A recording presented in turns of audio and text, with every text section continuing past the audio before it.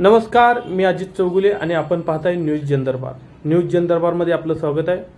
आज आपण आहोत येरवडा येथील भूमिलेख अधीक्षक कार्यालय पुणे येथे. आज या कार्यालयात भ्रष्टाचार होत असल्याचा आरोप शिवसेना शहर संघटक रावसाहेब थोरात व त्यांच्या सहकार्यांनी केलेला आहे. त्याच संबंधित त्यांच्याकडून अधिक माहिती घेण्यासाठी आपण या ठिकाणी आज आहोत. चला त्यांच्याकडून अधिक माहिती जाणून घेऊया. धन्यवाद. 3.5 गुंठे आमची जागा मोजण्याकरता भरले होते.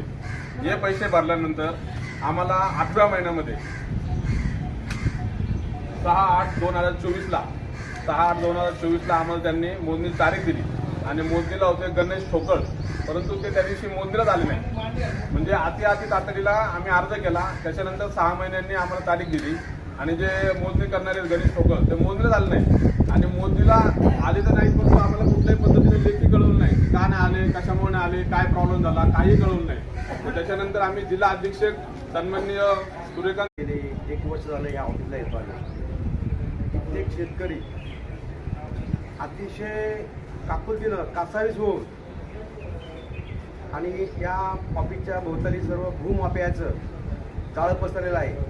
ज्याला जागा घ्यायची आहे त्यांनी कुठल्याही जागेवरची दावा सांगायचा, चुकीची मोजणीवाल्याला हाताची धरायचं, ती मोजणी चुकीची आहे असं दाखवायचं आणि मूळ शेतकऱ्याला वेटीत धरायचं. त्याकडनं पैशाच्या अपेक्षेनं मूळ शेतकरी हा स्वतःची जमीन असल्यामुळं तो 1 रुपया एकही अधिकारी इथं उपस्थित नव्हता. म्हणजे तारीख त्यांनी दिली आणि अधिकारी टाळाटाळ करतात. आता कशामुळे करतात तुम्हाला पण माहिती. जर आज ही मोजणी नाही आली तर आम्ही ह्या ठिकाणी तीव्र आंदोलन करणार, एवढंच मी या ठिकाणी सांगतो. इथून पुढची तुमची भूमिका काय असणार आहे? तिथून पुढे आमची अशी भूमिका आहे की आज जे महाराष्ट्रामध्ये चाललंय की अनेक शेतकरी आत्महत्या करतात. आपण म्हणतो की ते कर्जबाजारी झालेत म्हणून आत्महत्या, असं नाही. एखादा गोरगरीब शेतकरी एखादा एकर जागा घेतो किंवा 2 एकर जागा घेतो, ती कसतो, त्याचा बांधावरून वाद होतो. वाद झाल्यानंतर त्याला एकच पर्याय असतो की आपल्या जागेची सरकारी मोजणी करून घेणे, कारण प्रायव्हेट मोजणीला या ठिकाणी व्हॅल्यू नसतो. म्हणून सरकारी मोजणी आणि हे इतके लबाड आहेत हे सगळे अधिकारी सगळ्यांच्या संघांमध्ये. यांना माहिती की आपण जोपर्यंत सरकारी नकाशा देत नाही तोपर्यंत यांचा प्रॉब्लेम सॉल्व्ह होत नाही.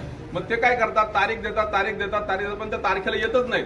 मग न्यायालय असतो, काहीतरी येतात, 1-2 वर्ष त्यांना त्रास देतात आणि ह्या कथा कुठाने चुकीचा नकाशा येतात. त्याच्यानंतर त्यांना उपअधीक्षककडे त्या विषयाच्या मोजणी करणाऱ्याच्या विरोधात तक्रार करावी लागते. मग